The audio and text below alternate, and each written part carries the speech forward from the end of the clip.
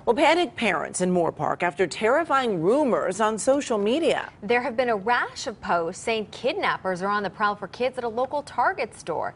Here's KCAL 9's Jennifer Kastner with details. Abductions, child abduction, adult abduction, possible abductions, people shoving people into cars. Those are just some of the wild rumors mother and grandmother Susan Cropman has recently read on local community groups on social media.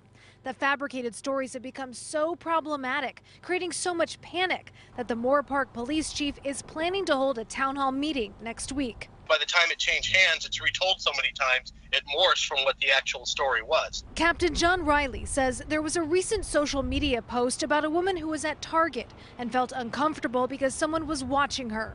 But after several comments and shares, the story drastically changed and none of it was true. And the end call that I ended up getting in my office was, I heard a lady was shopping at Target when somebody tried to steal her kids and sell them into the sex slave trade. And there was a recent post about a confrontation at a gas station between a woman and a transient who touched her arm and walked away.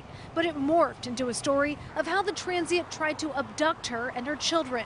Like a modern game of telephone, these stories take on new identities. I can say, oh, her top's black, and then next it goes to her top's black with polka dots, and it's black with pink stripes. Every time it passes to a different person, the story changes. Moorpark police officers have seen an increase in calls from people trying to separate fact from fiction.